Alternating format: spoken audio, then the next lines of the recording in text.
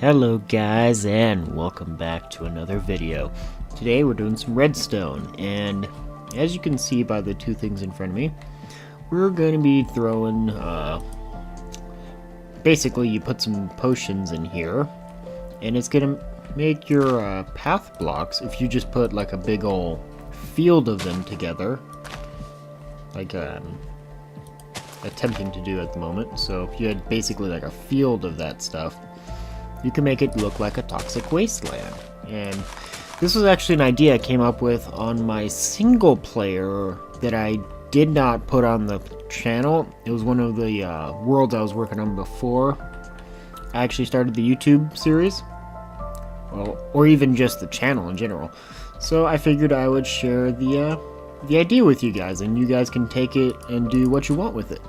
So it's super simple. You have this basic clock here, which I took out the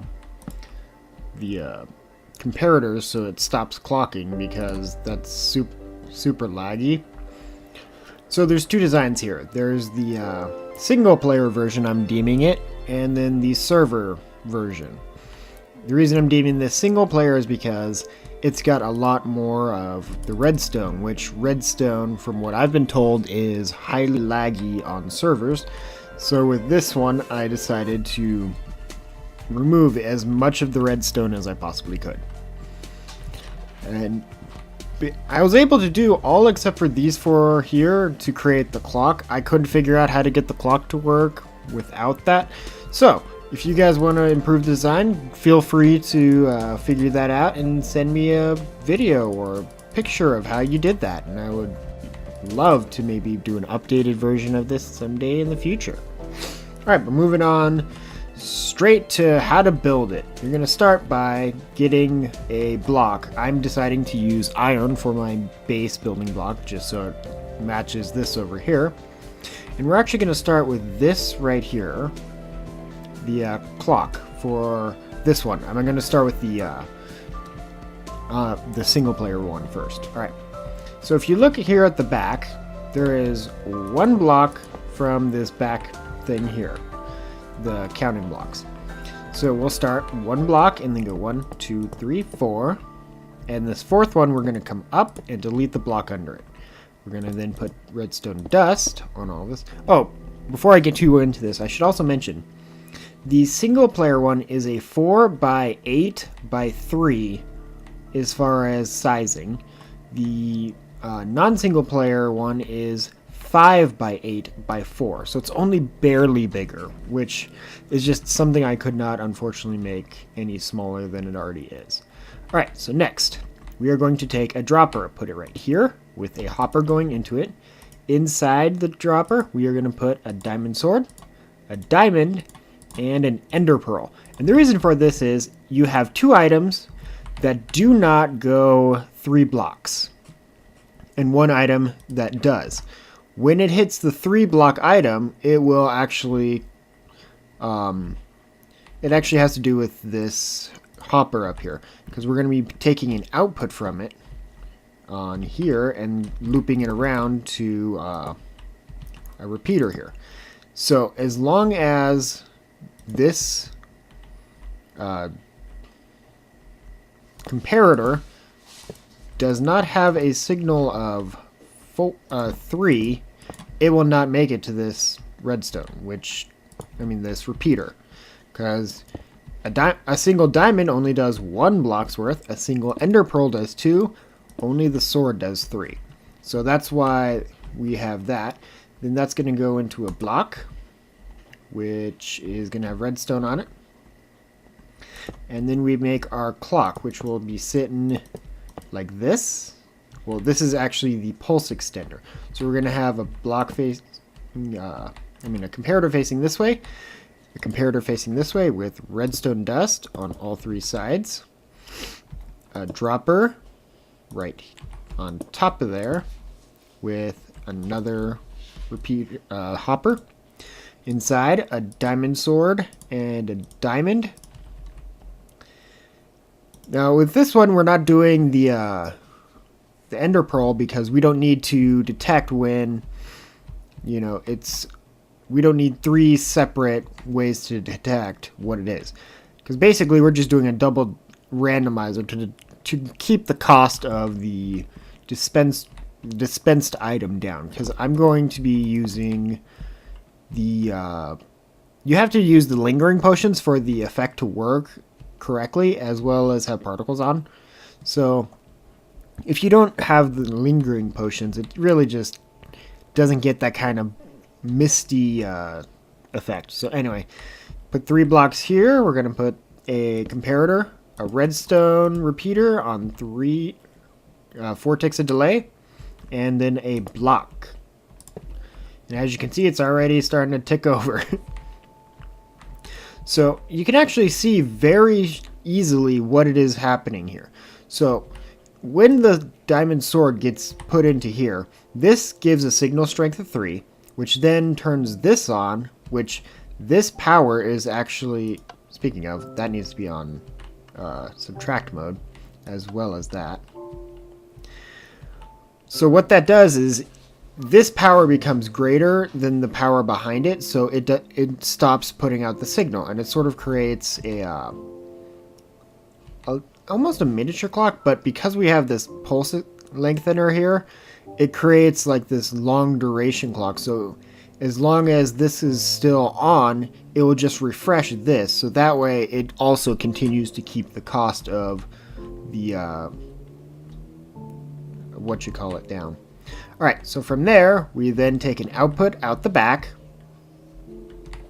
like so. If you want to know how to place blocks next to a dropper, you just simply hold shift, and then you can place it.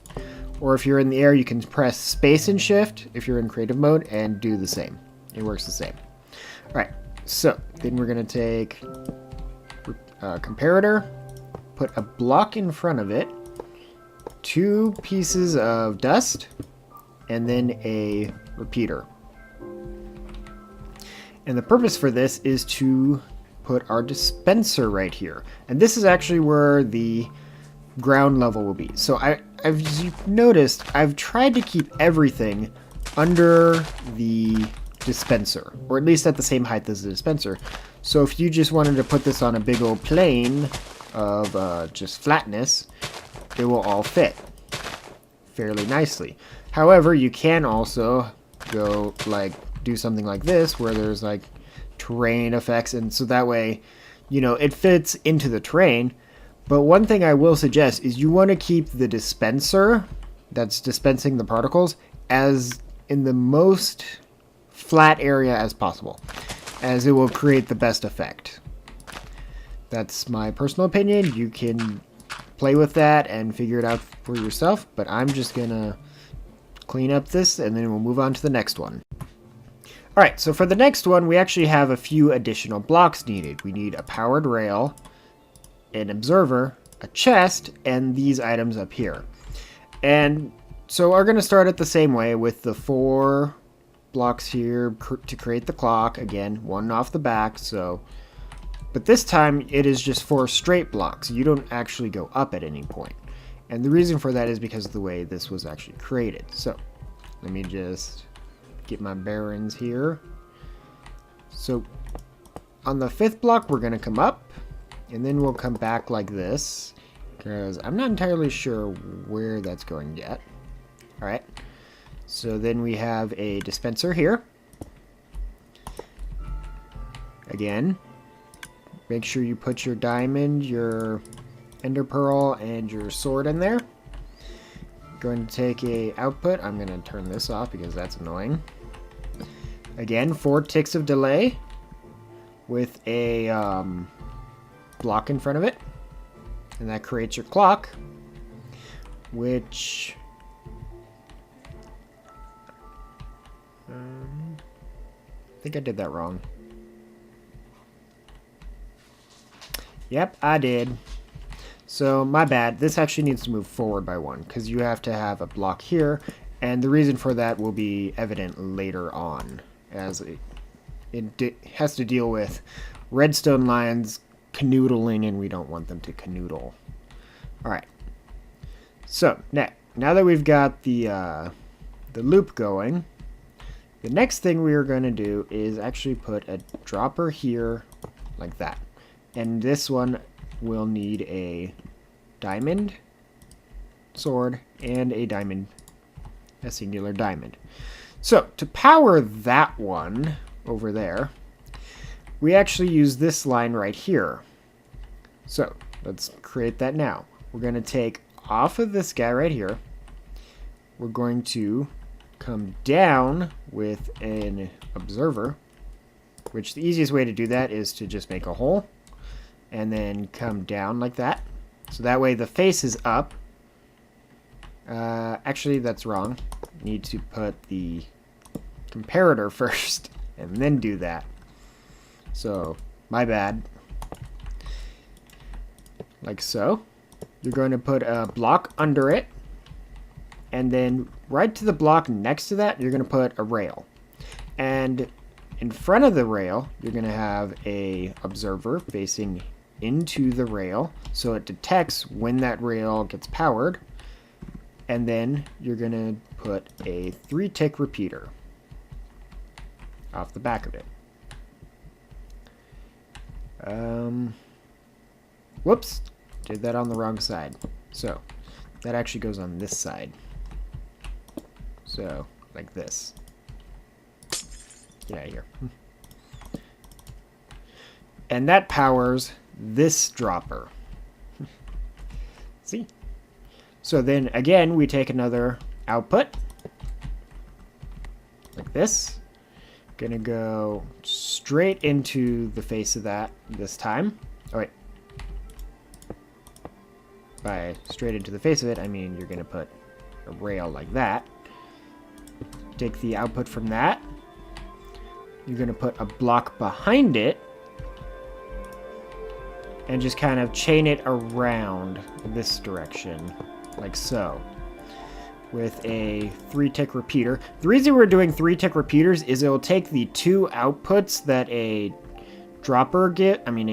observer gives and turns it into just 1 output. So like if I put this on 1 tick here, you'll notice it clicks twice, whereas when I do it with 3, it only clicks once. So now for the real fun part here. We have to then, this is, right, so we're gonna put a block here and a block here with a observer and an observer. You need to make sure these are on subtract mode. And this is where your chest with the abstract items comes in handy. So literally, right now it's just every time something comes into this, it puts an output. So what we want to do is put exactly 1 stack and 18 items, just a little over half a stack. So that way, only when the sword gets outputted, it will give an output. And same with this one. So, as to how it calculates whether or not that's, I don't know how that works, to be honest. So I just know that this is the exact number to get it to where this will light up with only the sword. I've tried 1 block more, 1 block less. It's the perfect number. So, and like that, you've built both of them because they're both super simple. It's just, again, one is more lag efficient and one is more non-lag efficient, I guess. So, leave a like if you enjoyed the video, subscribe so you can see more Redstone videos in the future, as well as all the other content I put out. And with that, I will say goodbye, because this is SnarlDaBoss signing off. See you guys next time.